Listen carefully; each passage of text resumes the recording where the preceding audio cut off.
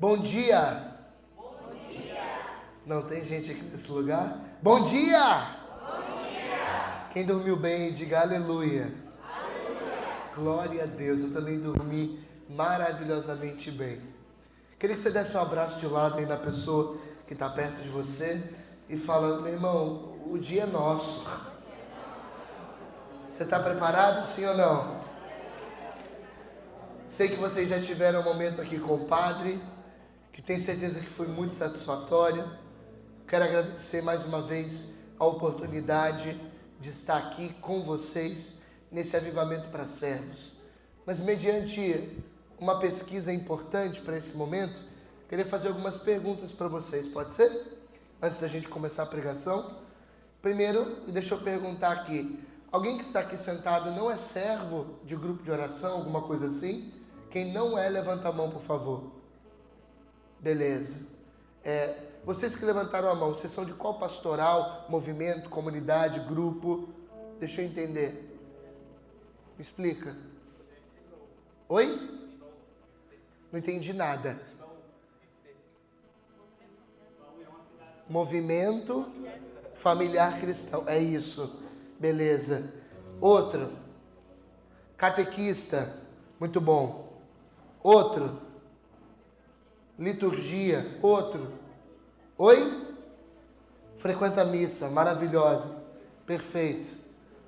Outro movimento. Me ajuda. Oi? Coroinhas. Perfeito. Mais alguém? Alguém diferente?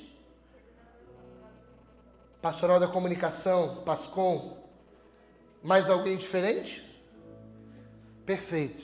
Então eu vou alterar um pouquinho o discurso aqui na nossa pregação.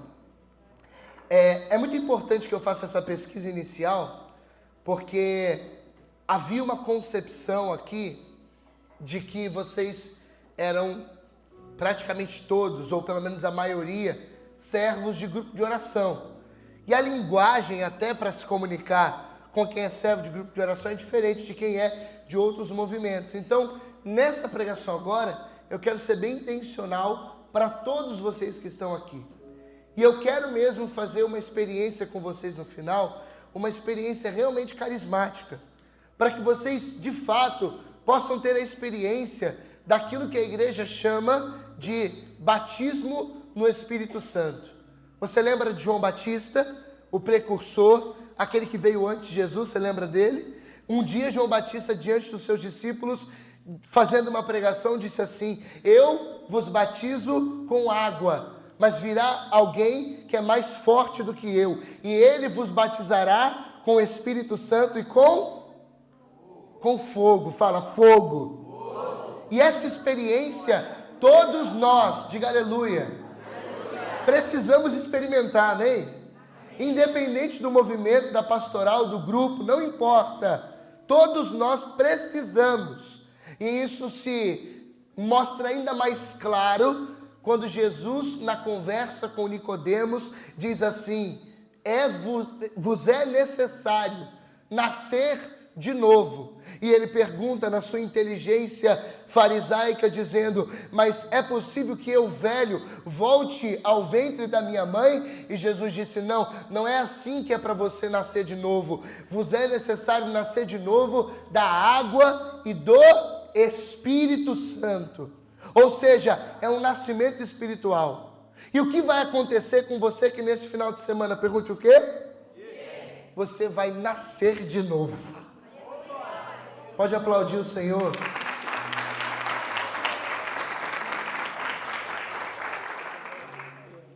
Mas olha para quem está do seu lado e pergunta assim: por que eu preciso nascer de novo? Jesus disse para Nicodemos, e ele disse para a samaritana sobre uma água que jorra, porque aqueles que não nascerem de novo da água e do Espírito não poderão entrar no reino dos céus.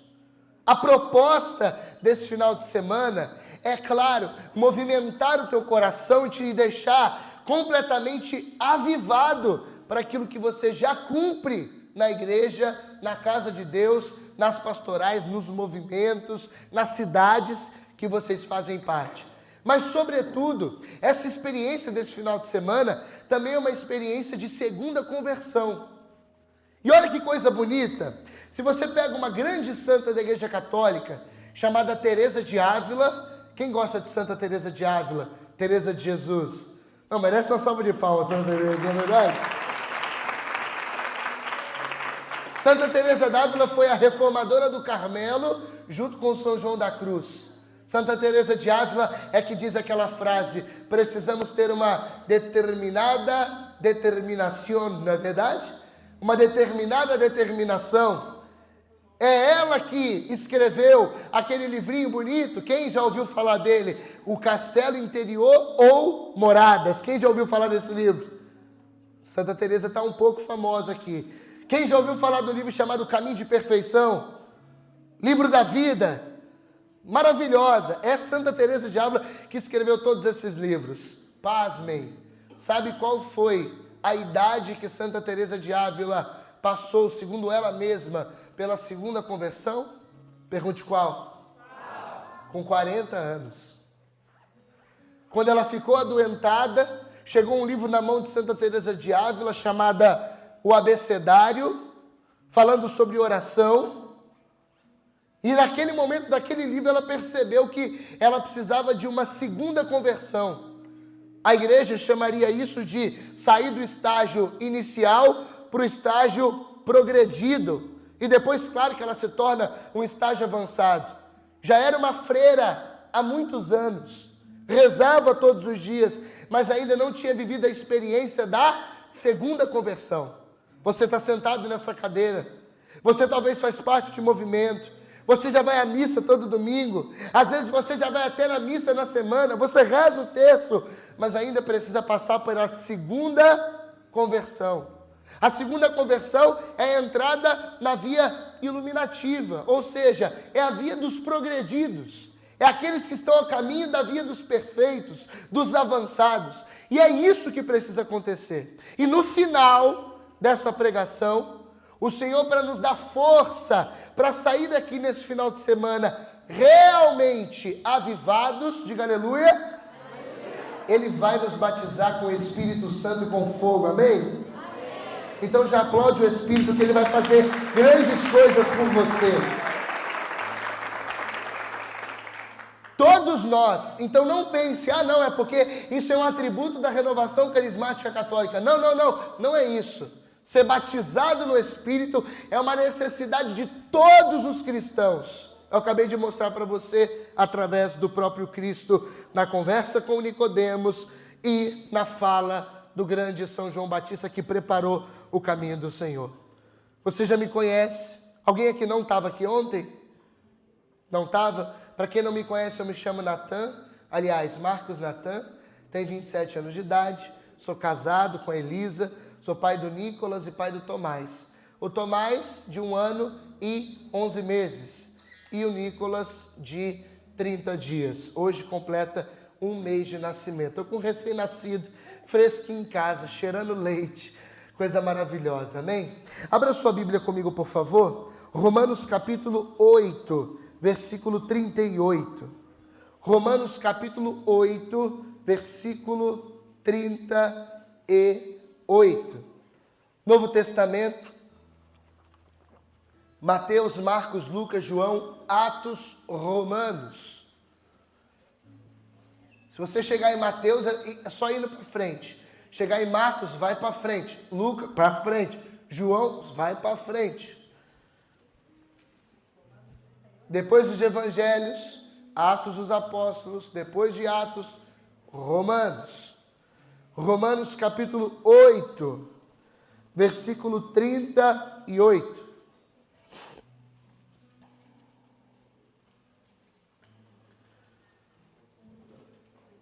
Gente, hoje é sábado, amém ou não? Amém. E sábado é dia de amar mais Nossa Senhora, amém? Amém. Em nome do Pai, do Filho e do Espírito Santo. Ave Maria, Filha de Deus Pai. Ave Maria, Mãe de Deus Filho. Ave Maria, Esposa do Espírito Santo. Ave Maria, Templo Sacrário da Santíssima Trindade. Ave Maria, Senhora minha, meu bem, meu amor, Rainha do meu coração. Mãe, vida, doçura e esperança minha, muito querida, meu coração e minha alma.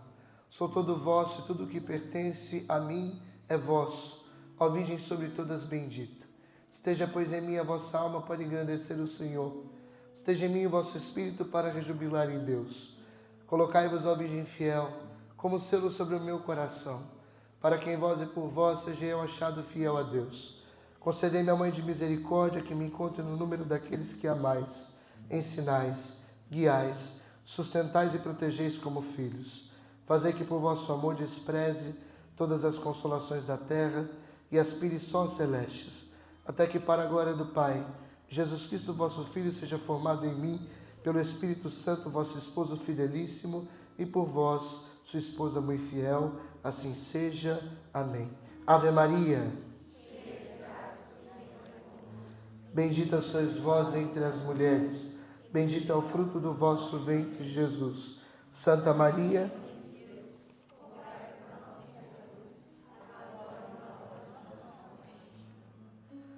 Romanos 8,38 diz assim: porque eu estou persuadido de que nem a morte, nem a vida, nem os anjos, nem os principados, nem o presente, nem o futuro, nem as potestades, nem as alturas, nem os abismos, nem outra qualquer criatura nos poderá apartar do amor de Deus que nos testemunha em Jesus nosso Senhor. Amém. Vou ler de novo porque é breve, é só isso. Pois estou persuadido de que nem a morte, nem a vida, nem os anjos, nem os principados, nem o presente nem o futuro, nem as potestades, nem as alturas nem os abismos, nem outra qualquer criatura nos poderá apartar do amor de Deus que Ele nos testemunha em Cristo Jesus, nosso Senhor. Amém. Palavra do Senhor. Dá um beijo na sua Bíblia. Vamos aplaudir a palavra de Deus bem forte. Bem forte, igreja.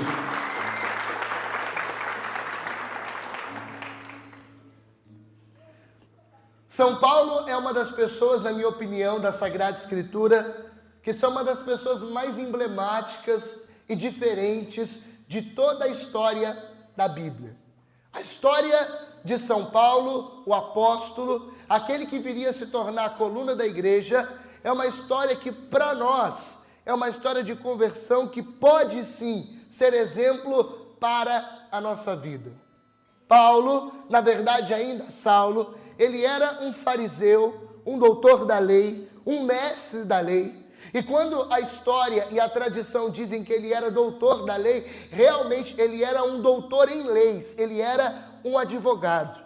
Você sabe muito bem que o judeu, ele tem uma memória incrível. E é por isso que quando o menino, ele tem 12 anos, ele passa por um momento no templo, conhecido como Bar Mitzvah, e ele tem que dizer toda a Torá de trás para frente e de frente para trás, sem errar uma vírgula. Não é à toa que no judaísmo existe uma máxima chamada: primeiro você decora e depois você aprende. Então, quando a Bíblia fala que Saulo, ele era um doutor em leis, significa que ele era um advogado mesmo da lei do Senhor. Então, se um menino judeu de 12 anos entende toda a Torá, ele, por ser um excelente doutor da lei, um mestre, ele com certeza sabia toda a Torá, os profetas maiores, o Nevim, a Ketuvim e todos os escritos além daquilo que era o comum de um judeu saber.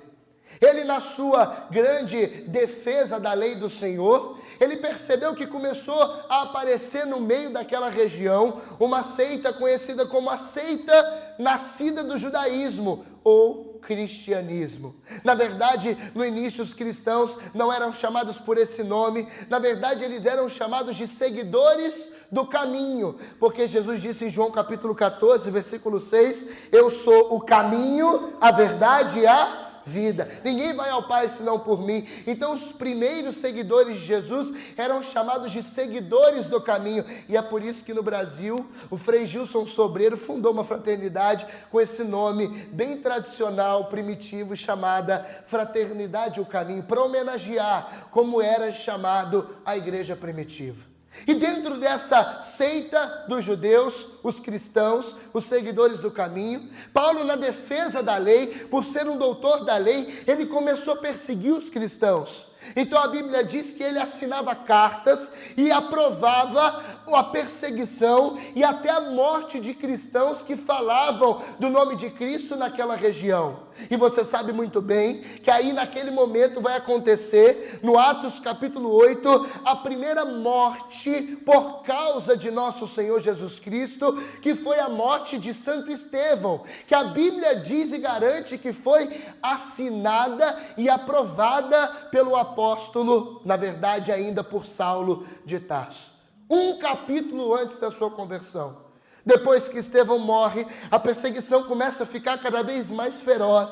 E a força da perseguição inicial era tão grande que começaram a morrer muitos cristãos por causa do nome de Cristo. E a Bíblia conta que depois que Estevão morre, Paulo então vai às sinagogas de Damasco, pede cartas para perseguir os cristãos que estavam naquela região. Então, com cartas nas mãos, eles começam uma jornada a caminho de Damasco para perseguir os cristãos que estavam lá. E acontece aquela história que você já conhece. Para quem não conhece, eu refresco a sua memória. Paulo está então a caminho da estrada de Damasco, Atos capítulo 9. Uma luz veio do céu e ele ficou cego. A Bíblia diz que ele cai no chão. Muitos dizem que Paulo cai do cavalo, mas na verdade cavalo não tem na Sagrada Escritura em nenhuma das 17 traduções da Sagrada Escritura.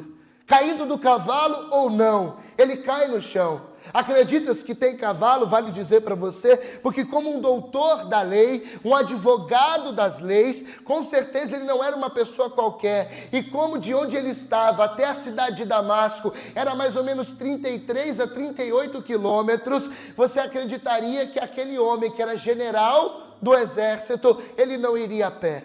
Agora, com cavalo ou sem cavalo, ele cai no chão. E daquela luz que derrubou ele, disse para ele assim: Saulo, Saulo, por que me persegues? E a Bíblia diz que ele pergunta: quem é, Senhor? E a voz responde: eu sou Jesus, a quem tu persegues. Duro-te a recalcitrar contra o aguilhão. Então, trêmulo e atônito, ele pergunta: Senhor, então o que queres que eu faça? E a Bíblia diz que a voz responde: entra na cidade e lá te será dito o que deves fazer. Eu estou contando a Bíblia inteira para você, a conversão inteira de São Paulo para você.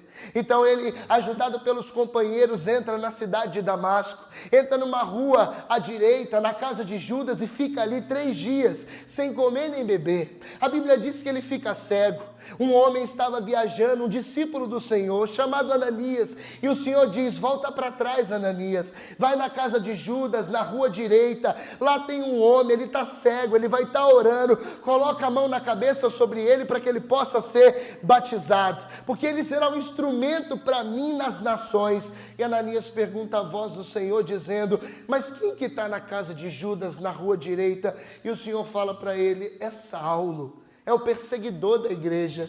Eu imagino que naquele momento Ananias ficou se perguntando: aonde foi que eu me enfiei para ir rezar pelo principal perseguidor dos cristãos? Mas confiando na palavra do Senhor, ele vai à casa de Judas, coloca as mãos na cabeça de Saulo, as escamas caem dos olhos dele, ele é batizado no Espírito Santo, ele toma o alimento, é fortalecido, recebe o batismo de água na sua cabeça, e depois daquele dia ele se transforma em Paulo, o apóstolo dos gentios, um homem que foi utilizado para ser instrumento das nações, um homem que saiu do estado de perseguição para o estado de perseguido. Aquele que antes matava os cristãos, agora ele quer morrer por causa de nosso Senhor Jesus Cristo. Aquele que antes aprovou a morte de Estevão, agora vai dizer em Filipenses 1:21, para mim viver Cristo e morrer é lucro. Isso que eu acabei de narrar para você é a história do homem que escreveu o livro de Romanos, no capítulo 8 e no versículo 38, que diz: nem a morte, nem a dor, nem a tempestade, nem os abismos, nem as profundezas, nada pode nos separar do amor de Cristo. A experiência que Paulo teve naquela casa, naquela estrada, foi tão impactante que ele não podia mais ser a mesma pessoa. E é por isso que hoje a gente pode falar sobre ele em Telêmaco Borba, porque aqui de fato está um exemplo para a fé de muitos cristãos. Vamos aplaudir o apóstolo Paulo? Ele merece. E aí eu posso dizer para você que isso aqui é o ensinamento mais interessante dessa pregação. Porque o tema que eles me deram foi: experimentei a dor de estar longe de ti. E o mais interessante é que o apóstolo que escreveu o livro dos Romanos, ele sabe exatamente o que é estar longe. Ele sabe exatamente o que é estar afastado. O apóstolo Paulo, agora pregador, arauto do evangelho, ele sabe o que é viver longe de Deus. É por isso que no primeiro encontro com Cristo, Jesus diz assim para ele: é duro para você recalcitrar contra o aguilhão. Você sabe o que significa isso? De certa forma, recalcitrar contra o aguilhão é dar murro em ponta de faca. Jesus estava dizendo para Saulo assim: olha, eu sei que é difícil para você, mas você está dando murro em ponta de faca. Uma coisa que você está procurando, o que você está querendo suprir dentro do teu coração através dessa perseguição, você vai encontrar em mim, ó apóstolo Paulo. No caso, ó Saulo de Tarso, que ainda não era convertido. Mas você entendeu? Mas ele sabe então na essência o que é estar afastado de Cristo. Ele sabe o que é viver uma vida longe. Como muitos de nós que estamos aqui sentados. Sabemos o quanto é ruim estar afastado de Deus. Desculpe, mas eu preciso falar. Talvez aqui, muitos que estão sentados nessas cadeiras, estão nessa condição de afastamento. Talvez você hoje é o perseguidor da igreja. O perseguidor não no sentido de perseguir os cristãos, mas no sentido de estar afastado do Senhor e precisando que uma luz do céu venha te encontrar nesse final de semana. Talvez esse final de semana é a única chance de Deus para você dar um jeito na tua vida.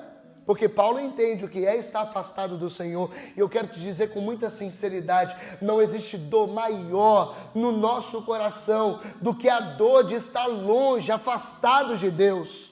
Só quem já esteve próximo e ficou longe consegue valorizar realmente o que é estar perto. Gente, para pensar. Eu sou casado há 3 anos.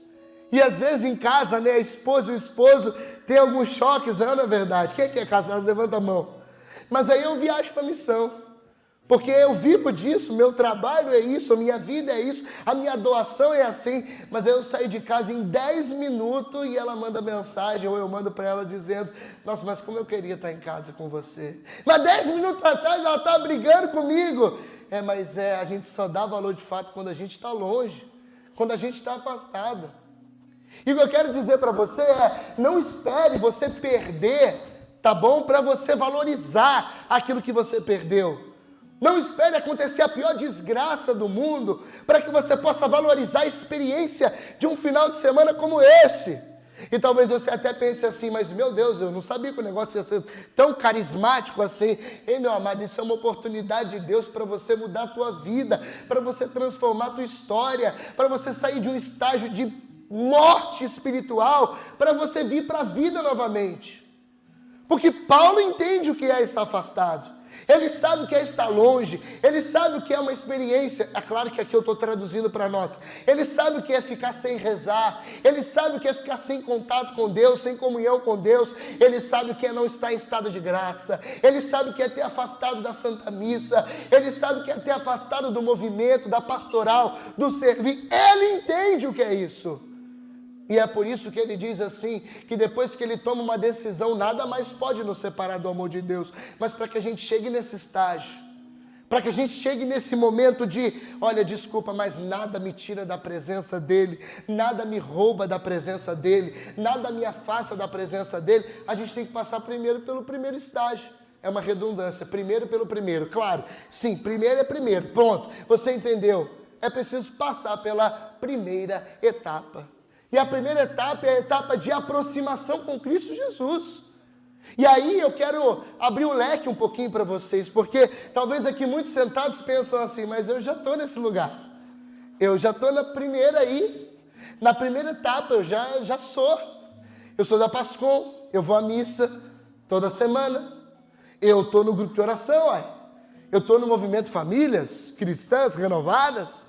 Não, mas eu já ajudo no ECC, no EJC, no TLC. Não, eu faço parte do leão, da tribo de Judá. Diga aleluia aí, os Judá aí. Aleluia. 3 Judá, o resto é tudo judia, não sei.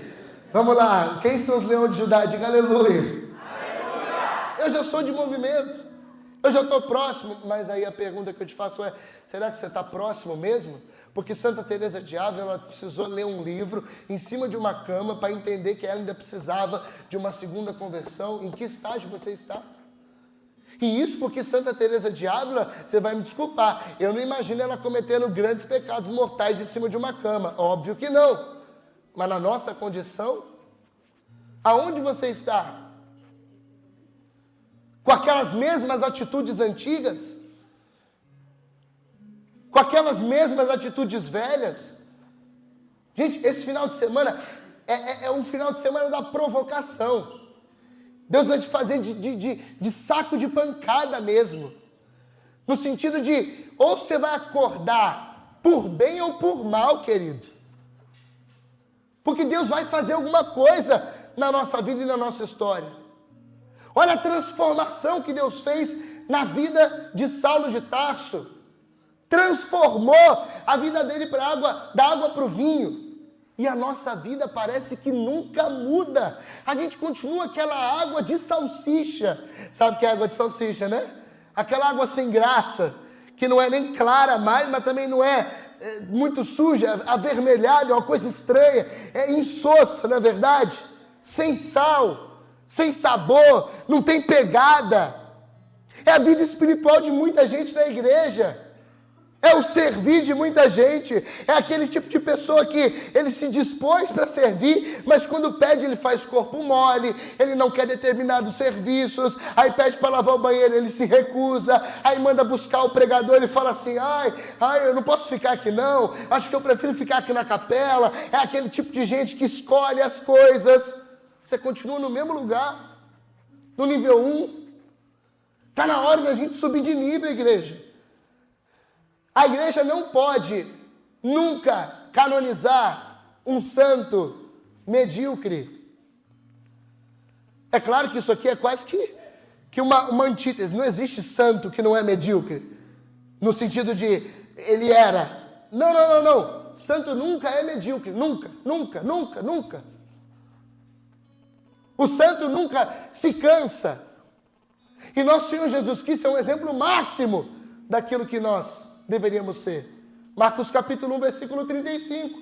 De manhã, tendo se levantado muito antes do amanhecer, Jesus foi para um lugar deserto e se colocou em oração. Os discípulos se aproximaram dele, procurando ele, e disseram, mestre, onde o senhor estava? Muitos te procuram. O que a gente vai fazer? O senhor deve estar cansado, rezou a noite inteira. E Jesus, não, eu não vim descansar. Vamos às aldeias, vamos às circunvizinhanças, porque foi para isso que eu vim. Eu vim para pregar o reino do meu Pai. Jesus não se cansa, os santos não se cansavam. Você pega a vida de um santo André Abobola, e toda vez que ele saía do convento, ele dizia, ele era jesuíta, eu não volto para casa se eu não ganhar pelo menos uma alma para Deus. Tem até uma coisa muito bonita de uma comunidade da Shalom, que eles têm uma missão, na verdade, de toda vez que eles saem, todos os dias eles precisam falar de Jesus para alguém. É uma missão que eles têm. E eu acho isso maravilhoso. Isso deveria fazer parte da nossa vida, do nosso cotidiano. Os irmãos aqui da Canção Nova, que são espelho para nós, mais antigos na fé, não que são velhos, não é isso. Eles são mais experientes na caminhada com o Senhor. 19, 18 anos de vida doada, de vida entregue. Eu tenho 10 anos de vida missionária, eu me acho menino ainda perto deles. Mas quero aprender, quero buscar a santidade, quero sair da beirada. Meu Deus do céu, eu sou de Angra dos Reis, nascido e criado em Angra dos Reis. De praia eu entendo de ilha. Lá são 365 ilhas, padre, uma para cada dia do ano, 366, e até para o ano bissexto. São mais de 1.500 praias em Angra dos Reis. De ilha eu entendo, de praia eu entendo. E quando você vai para a praia, desculpa, você não quer ficar na beirada. E Angra, quem é que já foi numa praia do Rio de Janeiro? Copacabana, Ipanema. Lá você luta contra a morte, não é verdade? Porque as ondas são muito fortes, aí você entra, você fica daquele... tô tomando banho aqui. Em Angra não é assim. Em Angra não tem onda. É para relaxar mesmo. Você não fica ali na bordinha, lutando contra a vida, não é isso. Em Angra, padre, você vai para o fundo. Você nada. Você boia.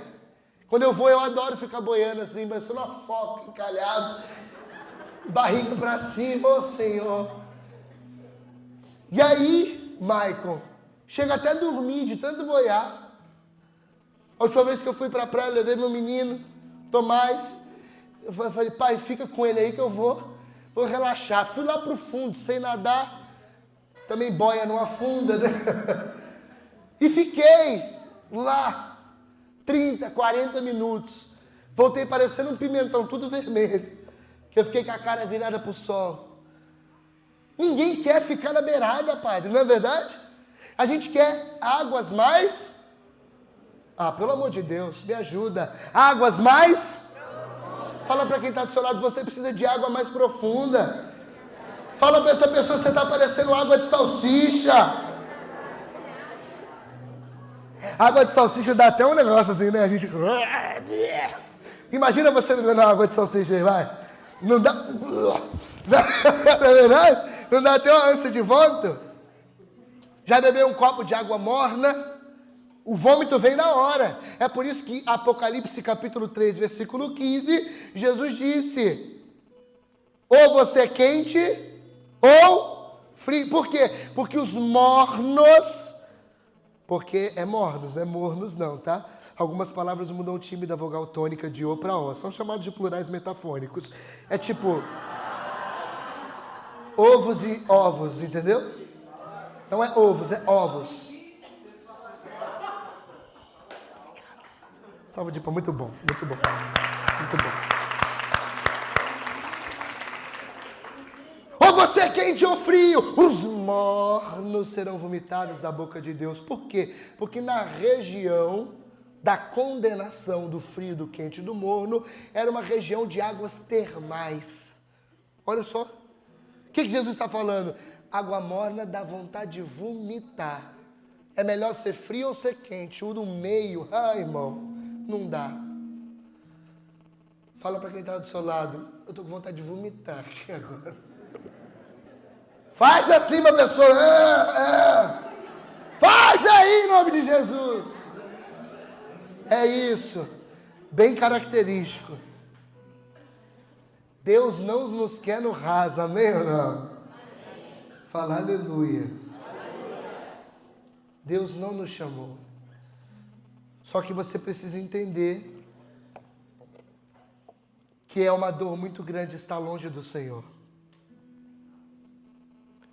A vida com Deus, igreja, funciona mais ou menos assim. É como se você estivesse numa escada rolante. Se você está caminhando, você consegue subir. Mas se você está parado, você está regredindo. É por isso que já dizia o grande São Francisco de Sales, aquele que não progride na vida espiritual, regride. Por quê? Porque na busca pela santidade, o céu é dos violentos, amém ou não? Amém ou não? Amém. Já que o céu é dos violentos, não dá para buscar a santidade parado. A santidade é uma busca diária. A santidade é um esforço diário. A santidade é uma intensa, vamos usar Teresa de Ávila, a santidade é uma intensa procura pelo interior do castelo. Como que funcionam as moradas de Teresa de Ávila? Imagina aqui uma cebola, tá? Aqui está o anel de fora e os anéis de dentro, até o miolo. Imagina uma cebola com 7 camadas. A primeira morada é a camada externa. E quanto mais você vai entrando dentro do castelo, mais você vai se encontrando com aquele que mora dentro de você. E detalhe, quanto mais a gente se aproxima daquele que mora dentro, aquilo que chamava Santa Elizabeth da Trindade, daquele que mora na nossa inabitação trinitária, aquele que mora dentro do nosso coração, quanto mais você se aproxima dele, mais você percebe que era machucador demais, era dolorido demais estar longe dele, afastado dele. Eu imagino que quando Paulo tem experiência com Cristo, dentro da casa de Judas, na rua direita, e ele recebe o Espírito Santo, quando cai a escama do olho, ele fala assim, meu Deus do céu, eu fiquei afastado de você. Aquilo que ele diz assim, eu procurava as alpapadelas, é uma coisa muito interessante, porque na tradição da igreja, diz que Paulo ele era pequeno, de mais ou menos 1,5 m, careca. Olha só que interessante, diz que ele era manco de uma perna e caolho. Você está viajando, se está na Bíblia, tá?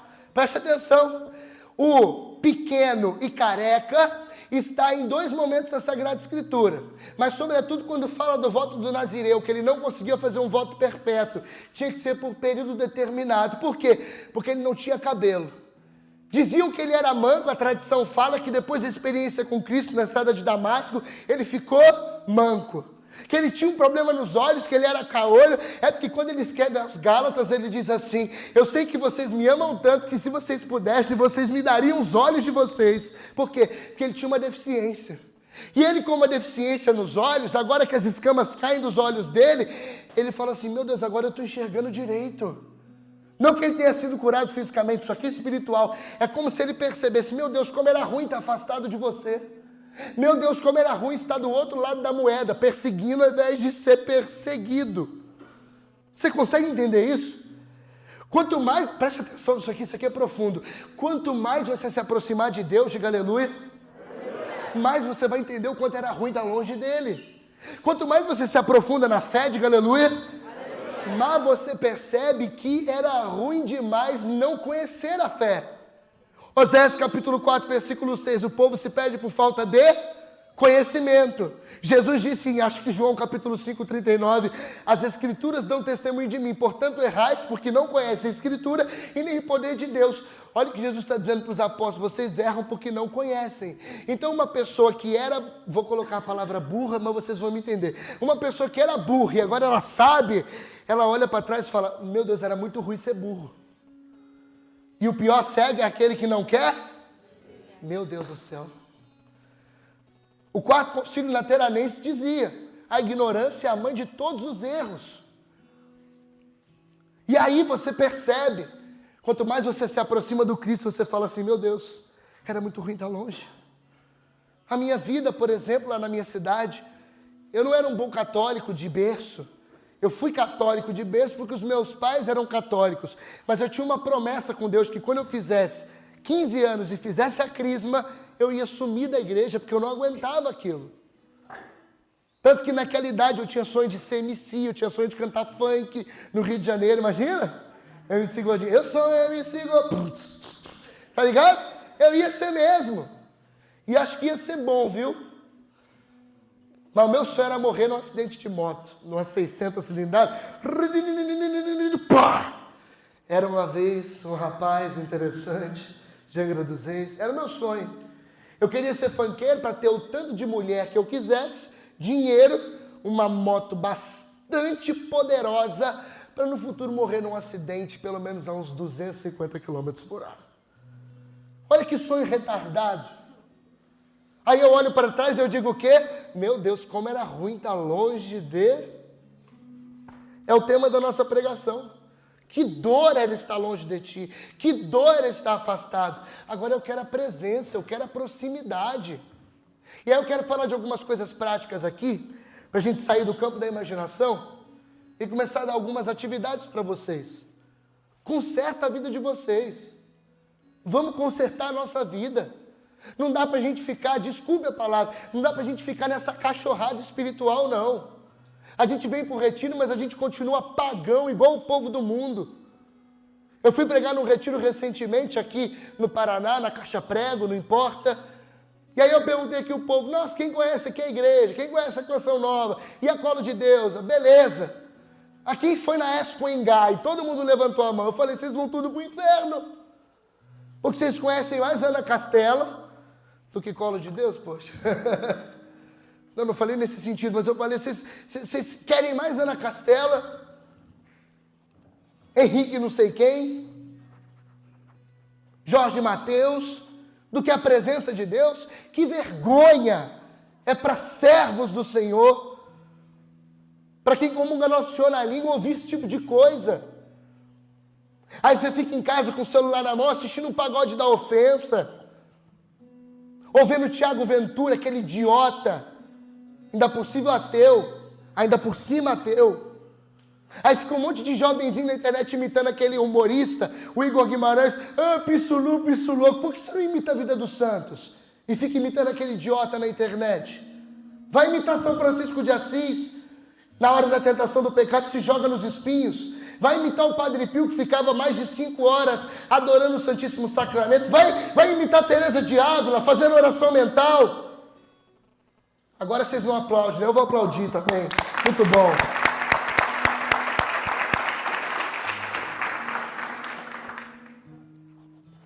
Nunca vai sair do nível 1, João. Nunca. Não vai. Não vai. Você gasta mais tempo assistindo Netflix do que rezando o texto, do que lendo a Sagrada Escritura, fazendo Lexo Divina.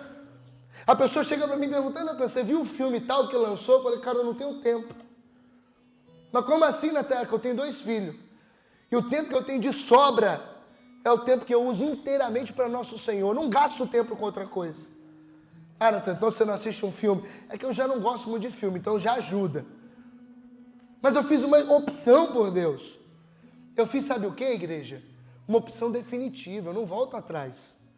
Eu posso ser novo, posso ser esquisito, gritar um pouco, mas eu tenho convicção de chamado, irmão.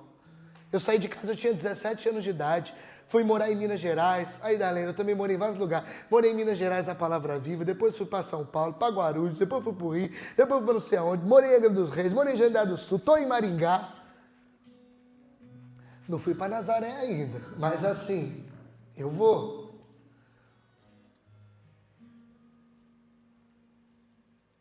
Mas muitos de vocês acham que não, é que essa vida aí é para os missionários. A gente assim pode viver uma vida mais tranquila. Fala para quem está do seu lado, toma vergonha na sua cara, irmão.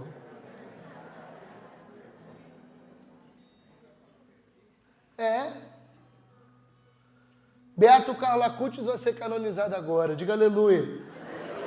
Glória a Deus. Por que você não imita o Beato? Pergunta a mãe dele quantas horas de Santíssimo Sacramento por dia. Quanto tempo de doação de vida pela vida dos pobres? Quanto tempo de apostolado? Carla Acutis não perdia tempo na internet. Porque só quando a gente se aproxima, igreja, que a gente percebe o quanto era ruim estar longe do Senhor. E aí, o que a gente vai fazer com a nossa vida? Imagina um Monsenhor. Você acha que ele ficava perdendo tempo? Gente, desculpa.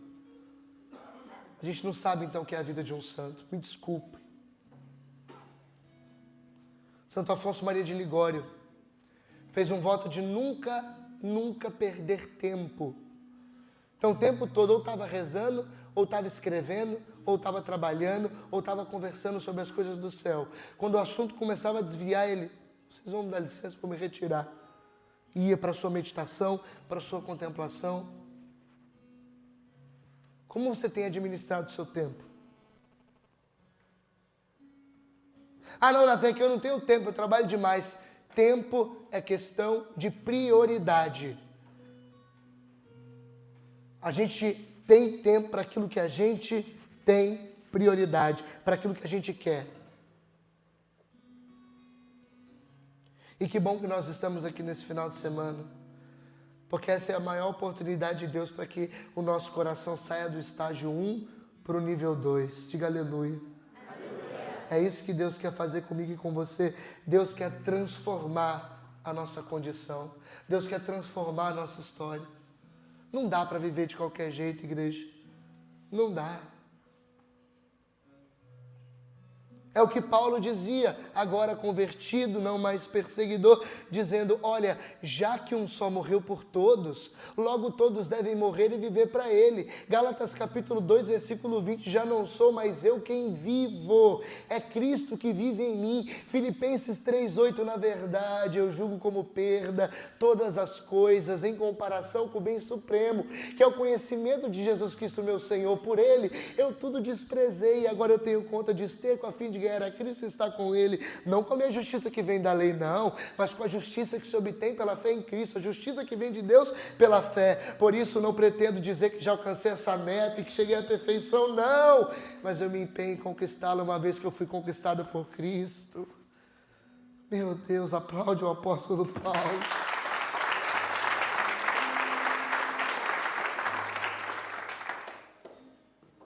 Colossenses 3:1, quantas vezes eu ouvi isso na canção nova? Buscai as coisas do alto e não se afeiçoeis às coisas da terra. Caixão não tem gaveta, igreja. A gente não vai levar nada daqui. Esses dias eu até vi um vídeo na internet, bastante reflexivo.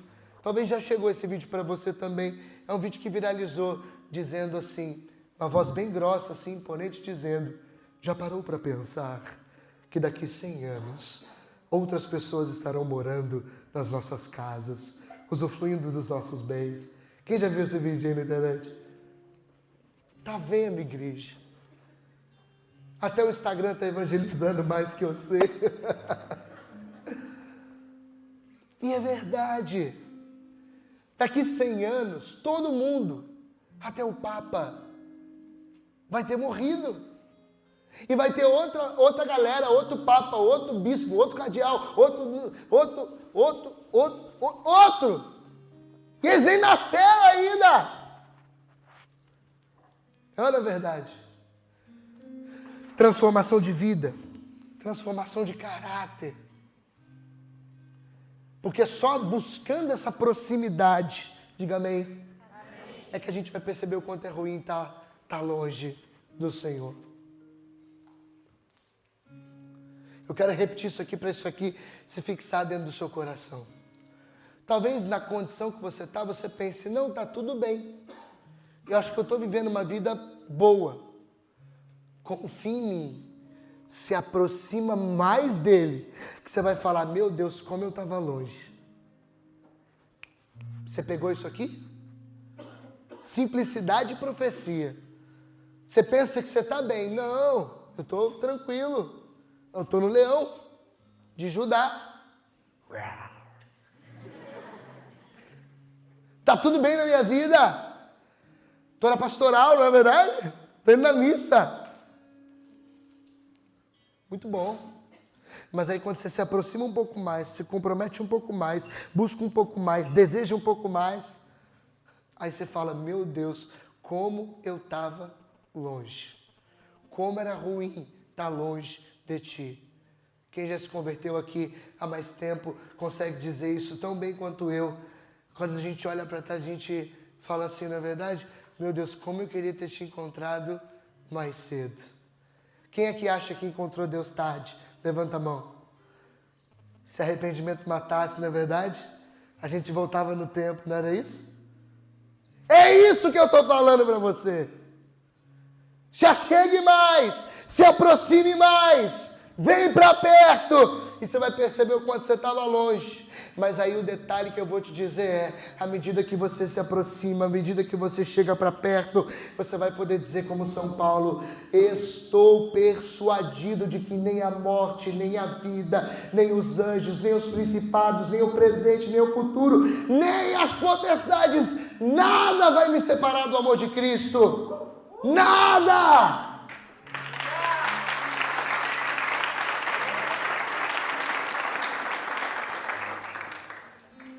Para terminar a nossa pregação, eu quero dizer a vocês, é a minha última pregação aqui do Retiro.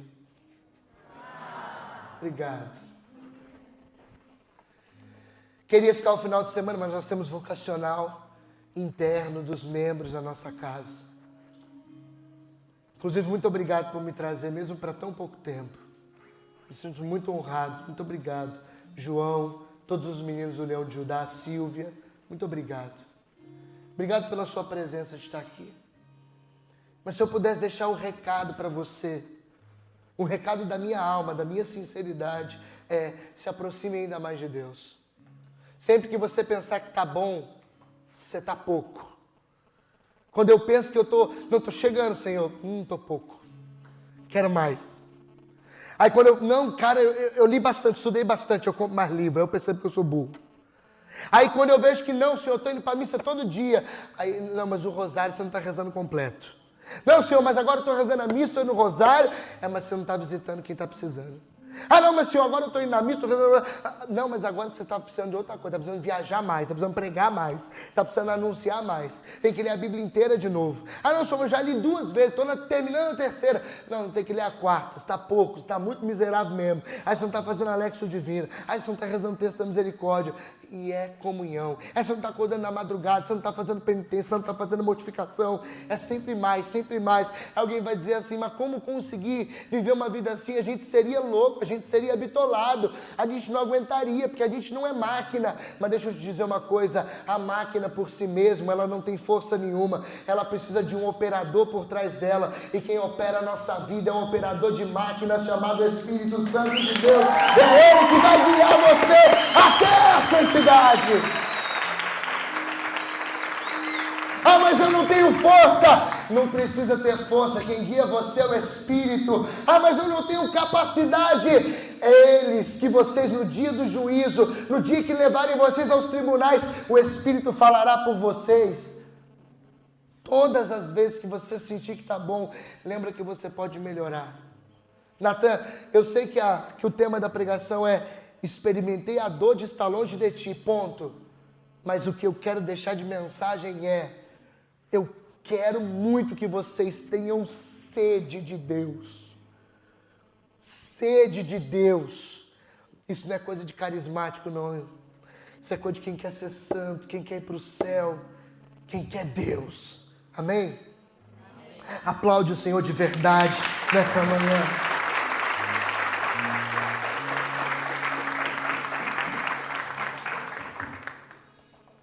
Vamos rezar? Fica de pé. Vem para cá o Maicon, vem para cá o Alan, em nome de Jesus. Você tem um microfone para eu dar para o Maicon aqui? Feche os seus olhos em nome de Jesus. Chamei o Alan e o Maicon para que eles possam rezar junto com vocês nesse momento final. Feche seus olhos, coloca a mão no seu coração. Deixe que essa palavra entre no seu interior. Deixe que essa palavra entre na sua vida. E eu queria muito que os meninos conduzissem agora, enquanto o Maicon vai vendo com os meninos ali uma música para esse momento. Eu queria dizer para vocês assim, em nome de Jesus, faça um compromisso com o Senhor. Um compromisso real. Um compromisso real da parte de Deus. Porque eu tenho certeza absoluta que o Senhor responderá o desejo do coração de vocês. Eu ouço uma frase na Colo de Deus há muito tempo. Eu não sei de onde que é, de quem que é. Mas na Colo de Deus a gente sempre disse assim, na verdade, que aonde existe sede, existe água para a gente beber. Enquanto houver sede dentro do seu coração, diga aleluia. Aleluia. Haverá água de Deus para você beber, amém? Então